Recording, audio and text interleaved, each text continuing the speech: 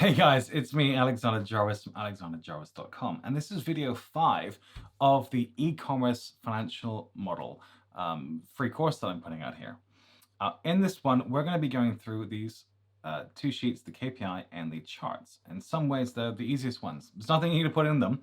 These are outputs, and they're basically for helping you sense check. Now, I'm not going to explain to you and teach you about every single term. That's your job.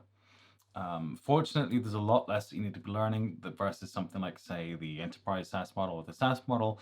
But there's still some learning curve here if you're relatively new to e-commerce, or maybe just never been financially literate or metric orientated. But being metric focused is super important. Now, this is the sheet that I personally use to continually calibrate and make sure that what I'm doing in the model actually makes sense. And so if my ratios don't make sense, if my allocations to costs are wonky, I can isolate the issue and then go fix it. So hopefully you've been watching these video by video and you know how this all works, but this KPI sheet is really important because you can see all the things that might potentially go wrong. Now, like if I was a potential investor for you and you sent me this sheet, this model, and I actually knew how it worked, the first thing I would just do is go to the KPI sheet and see, do things make sense? Because I don't really care to get into all the little details. What I care is that the outcome makes sense. And this is actually a lot more insightful than looking at the forecasting sheets and stuff. There's lots in it, but this is a lot more condensed. So this is probably the main area I would be looking at the start, at least, to make sure that things kind of make sense. And so as I'm putting in like the cohort build SKU sheets and dealing with the marketing, which generates the traffic, which then converts, gross orders, net orders, revenues, are these ballpark right? Gross revenues, obviously. If they're not, then I would be recalibrating these sheets and making them better, or figuring out there's something wrong with my business model. As I'm working down, I've been putting in my stuff, my expense calcs. I'll be looking at my gross profits and my PC 1, 2, 3s. I would care a little bit less about this stuff until right at the end. Because ultimately then your cash flow is going to be very important, because it's going to impact how much money you want to be raising. Or if you're bootstrapping, which is good for you, are you going to be profitable the whole time? Because one down month is going to put you out of business potentially, unless you have money saved up in the bank somewhere. Look at our margins. We have them here for your PC 1, 2, 3, total contributions, net income, operating cash flows. Do they make sense, right? Because if we are making profits, we can see them here. We're only making it till maybe the third year, because the point of typically of raising money is to accelerate growth. And if you're profitable, well, why do you need a fundraise? So you can look at your margins, and then we look at the cost structures here. So we have a total basis. So we're basically spending 2.2 times our revenue on costs. And this goes down to then a lot lower number, 13%. And then as an aggregate of 100%, how has this been allocated? So we'll see typically our G&A costs about 40% of our total. Does that make sense? Why do we really have so much like management overhead? What are the costs being allocated to that? Does that really make sense? I mean, R&D, again, like a stupid joke. Oh, we have a Shopify site. We don't really have tech costs. So why is it 20%? Maybe we should be spending more on sales and marketing, which you expect to be more like 30%, right? So just check that these things are making sense. So general administration, research and development, sales and marketing, and we have other typical costs. So your buyers are like the ones who are going to go out and do deals with suppliers to get your SKUs. Sales and marketing is sales stuff. Research and development are going to like build tech things, and then G&A is like your management, which is typically also a catch-all for other costs, at least personally for me. Tech costs are just going to be like servers, and then we have photography and stuff for your SKUs. So the key metrics here, we have your average order value. And we see, oh, this is trending on average on annual basis, 97, 106, 111. We can see on the monthly basis if you want, just in case there's any anomalies. New customer orders, what is the daily orders? Again, sense checking, does this make sense? We have registrations, again, traffic to registration to customer. What is our CPO, cost per order? CAC, customer acquisition costs. So how much does it cost to get you a customer? How much does it cost you to get an order?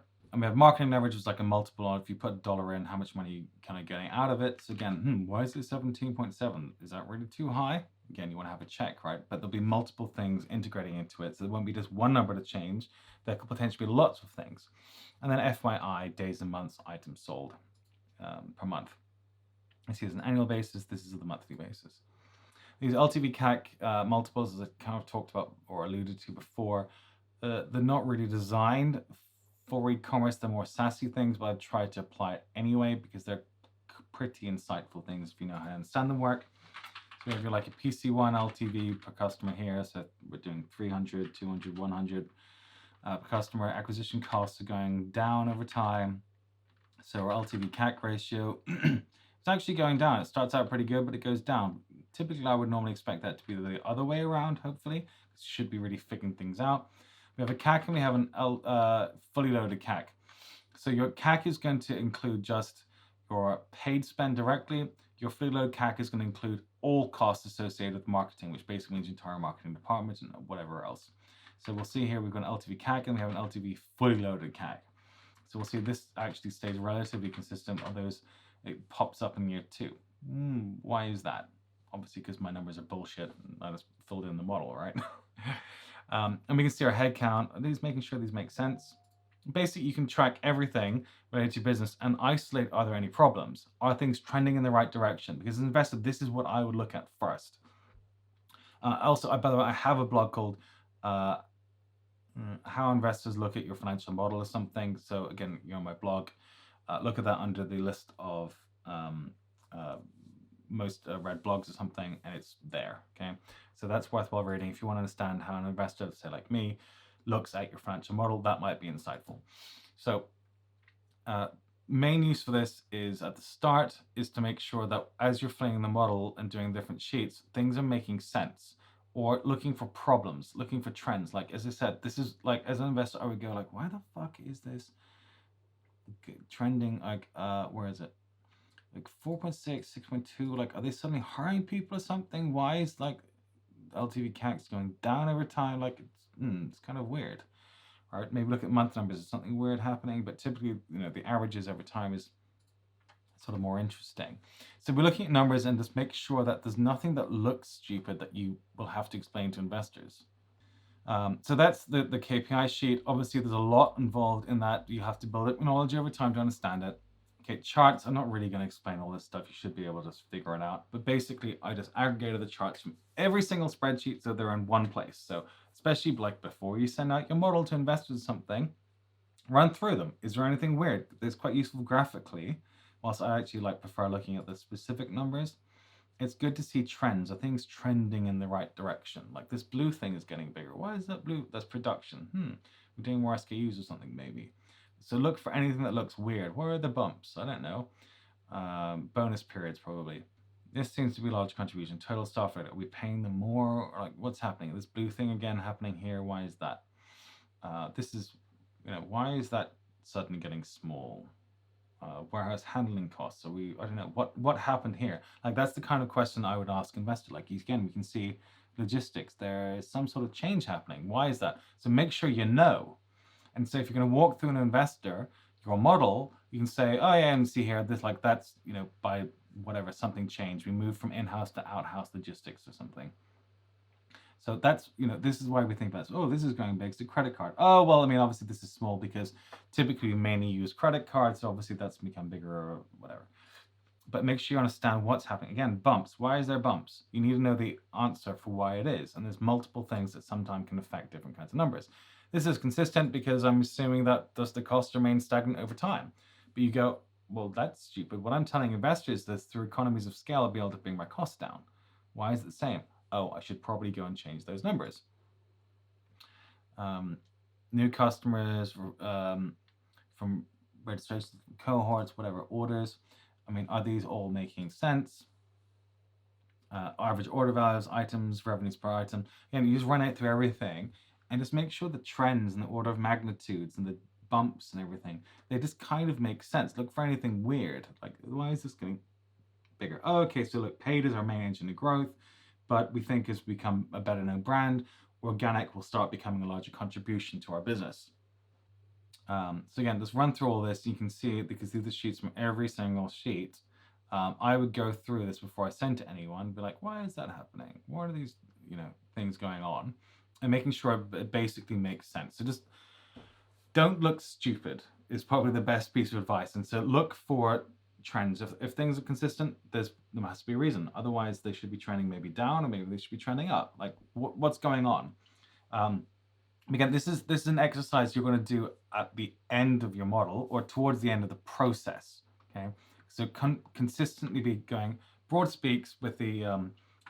Make sure you've read that blog, How to Fill in a Financial Model Template, right? Because it explains this stuff. Is you want to be triangulating towards these numbers which you set out. Obviously, if they're not meeting reality, there's something wrong. But try and get towards those numbers which you said you initially wanted to achieve. If something's wrong, then maybe you have to change the numbers, but triangulate towards them. And the more time you spend in it, not only will you understand more, but you'll have more refined assumptions, and maybe things change more consistently over time because you have a strategy and you'll be able to note those things. And so, at our Series A, we will move from outsourcing to insourcing, which will enable us to have more control over things, to act more dynamically, and also be able to reduce our costs or something. And so your strategy will be linked to your numbers. Okay, that's all I'm going to say on this topic. The next video we're going to be doing is we're going to the staff costs, staff sheet, which is going to be one of the most expensive sheet that you're going to have in your model. Okay, guys, bye.